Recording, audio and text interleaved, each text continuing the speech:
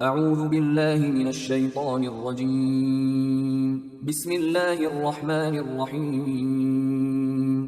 سورہ انبیاء آیات نمبر 48 تا 91 میں مختلف انبیاء کا تذکرہ کہ جب بھی کسی رسول کی تکذیب کی گئی تو ہمیشہ اللہ کے رسول اور ان کے ساتھی ہی کامیاب ہوئے۔ ان واقعات میں مشرکین اور اہل کتاب کو یاد دہانی کہ رسول اللہ صلی اللہ علیہ وآلہ وسلم وہی تعلیم دے رہے ہیں جو ان لوگوں کے آباء و اجداد دیتے رہے ہیں۔ آیات نمبر 48 تا 65 میں موسیٰ علیہ السلام اور ہارون علیہ السلام کا تذکرہ، حضرت ابراہیم کا اپنی قوم سے مکالمہ اور ان کے بتوں کو توڑ دینا۔ اعوذ باللہ من الشیطان الرجیم وَلَقَدْ آتَيْنَا مُوسَى وَهَارُونَ الْفُرْقَانَ وَضِيَاءً وَذِكْرًا لِلْمُتَّقِينَ۔ اور بے شک ہم نے موسیٰ علیہ السلام اور ہارون علیہ السلام کو حق و باطل کا فرق ظاہر کرنے والی وہ کتاب عطا کی تھی جس میں ہدایت کی روشنی ہے اور متقی لوگوں کے لیے نصیحت ہے۔ الذین یخشون ربهم بالغیب وهم من الساعة مشفقون۔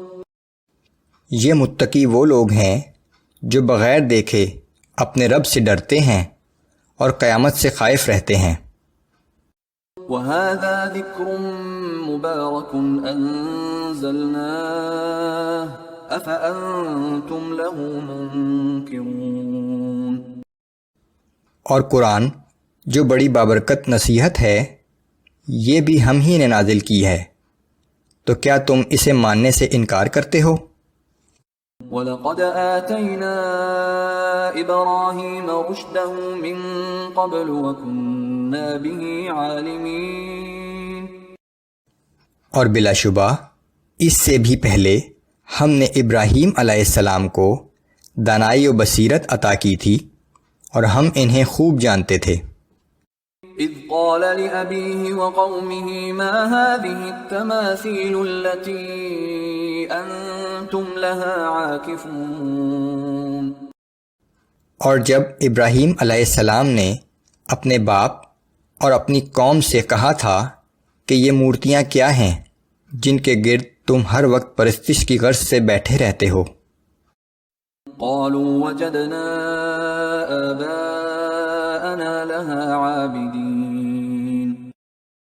وہ بولے کہ ہم نے تو اپنے باپ دادا کو انہی مورتیوں کی عبادت کرتے پایا تھا۔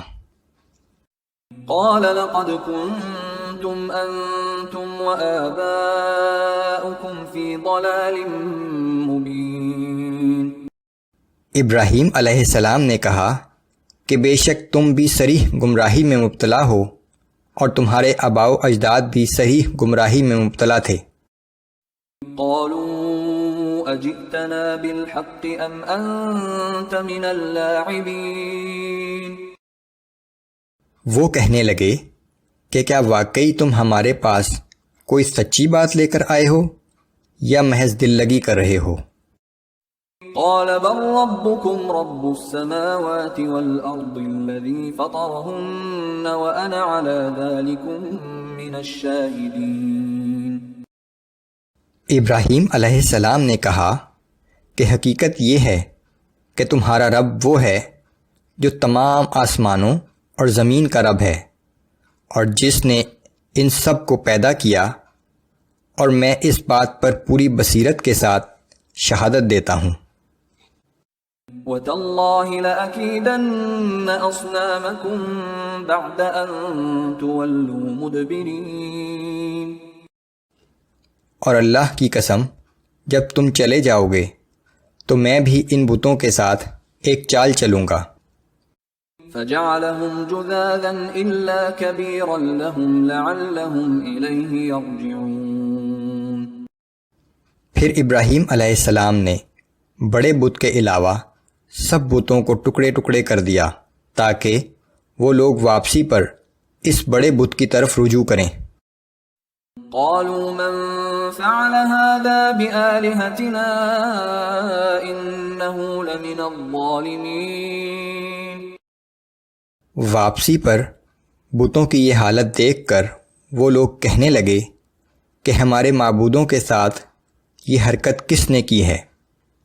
بے شک وہ بڑا ہی ظالم شخص تھا۔ قالوا سمعنا فتى يذكرهم يقال له إبراهيم۔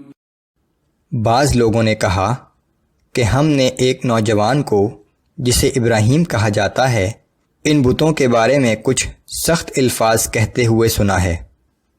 قالوا فأتوا به على أعين الناس لعلهم يشهدون۔ انہوں نے کہا کہ اسے سب کے سامنے لاؤ تاکہ سب لوگ گواہ رہیں۔ قالوا أأنت فعلت هذا بآلهتنا يا إبراهيم؟ لوگوں نے ان سے پوچھا کہ اے ابراہیم، کیا تو نے ہمارے معبودوں کے ساتھ یہ حرکت کی ہے؟ قال بل فعله كبيرهم هذا فاسألوهم إن كانوا ينطقون۔ ابراہیم علیہ السلام نے کہا کہ یہ کام تو ان کے اس بڑے بت نے کیا ہوگا، سو ان بتوں ہی سے پوچھو اگر وہ بول سکتے ہیں۔ فرجعوا إلى أنفسهم فقالوا إنكم أنتم الظالمون۔ پس لاجواب ہو کر اپنے دل میں سوچنے لگے، پھر آپس میں کہنے لگے کہ بے شک تم ہی نے ناانصافی کی بات کی ہے۔ ثم نكسوا على رؤوسهم لقد علمت ما هؤلاء ينطقون۔ پھر شرمندگی سے اپنے سروں کو جھکا لیا اور کہنے لگے کہ یقیناً تو جانتا ہے کہ یہ بت خود نہیں بول سکتے۔